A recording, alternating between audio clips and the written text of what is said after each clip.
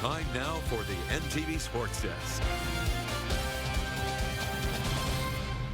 The likelihood of an NTV area matchup at this time of the year, not very likely at all. And because of that, it means that we've got a couple of showdowns to take to you tonight. And hey, a rematch of a quarterfinal from a year ago, Osceola and St. Mary. Aiden Hedstrom powering the Cardinals early, flying to the cup as St. Mary's led by 10 at the end of the first. The Bulldogs, though, fighting back in the next frame. Isaiah Zelazny lofts it to Cale Gustafson, finishes in midair. Then Gustafson feeds Carter Gerard in the low post. He puts it up and in as St. Mary's lead was down to 6, but the Cardinals kept firing.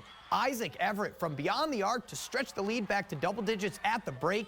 St. Mary's just dominating in the second half. Everett nails another triple from straight away. Then he hits Blake Benson in the corner, who also splashes a shot from beyond the arc. He's fired up as the Cardinals, they find themselves moving on to the championship game, 65-36.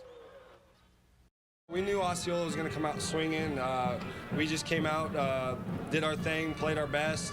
We hit shots, we made free throws, and just take that confidence over into the next game.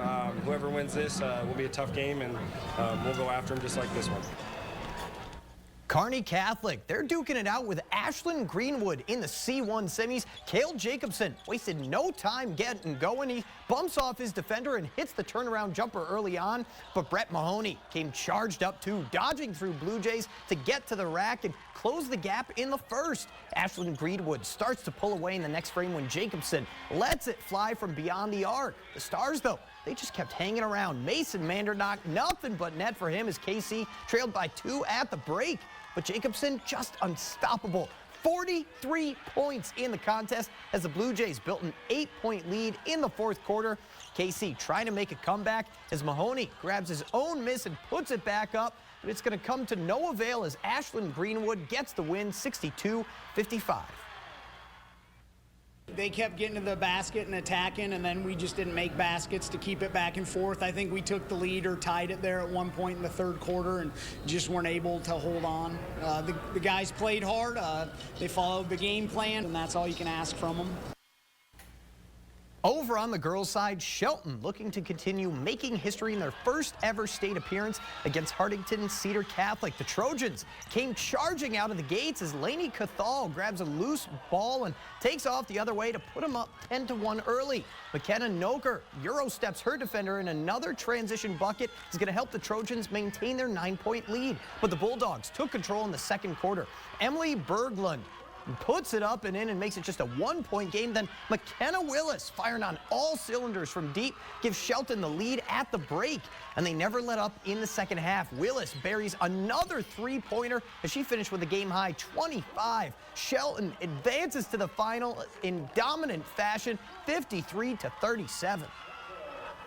Both games got down early, and man, they just keep fighting, and they always think they're in it. And I think we just kind of wear teams down as the game goes on, but it's a special time for us. One of our biggest goals is just to make it to state, and now we're playing in the state championship, so it's just pretty awesome to us. But we got another game, and so I think we're ready. Two perennial powerhouses, St. Cecilia and Crofton, squaring off in C2. This was a defensive battle the whole way. Jaden Jordan completes the putback at the buzzer. That's going to put the Warriors up 3 after 1. Jordan then comes in clutch again, driving baseline for the bucket and fouls. Crofton was up 5 at the break. But Bailey Kissinger changing the momentum in the third, first draining a shot from beyond the arc. Then she's going to blow past her defender for a layup before the horn to put the Hawkettes up 1 heading into the fourth. This game, though, decided at the charity stripe, and Kissinger makes her second shot to put STC up by 3. Crofton now with a chance to tie and force overtime, but they can't even get a shot off. St. Cecilia heading to their 4th straight title game, 39-36. It's crazy just to think that we're going back for a 4th straight year. I mean, I'm like speechless. Like, we don't get sick of it. Like, every time we can go play for a title, it's so awesome, and I'm just so proud of my teammates and I mean, this game was hard. Crofton is a great team, great program, and you know how many times we've battled them, and so just to come out there with a win and the chance to play for another title, it's awesome. Adams Central, a huge challenge ahead of them, trying to take down Omaha Scott Catholic. It was a back-and-forth first half. Libby Trouse's shot is long, but Rachel Gooden's got her back, laying it in. This was a 5-point game at the break, but then the Skyhawks exploded in the third. Peyton McCabe hits a floater early on. Then Addison Burt is going to split 2 defenders, driving to the tin, and gets a friendly roll for 2 more. How about McCabe with a bounce pass inside to Julia Connolly, alone in the post, as Scott outscored AC 18-4 throughout the third. The Patriots trying to get their offense going again. The shot won't go for Troush, but Gooden comes through with another putback. But the damage already done. Lucille Curran splashing a 3-pointer for the icing on the cake. AC's season coming to a close, 55-31.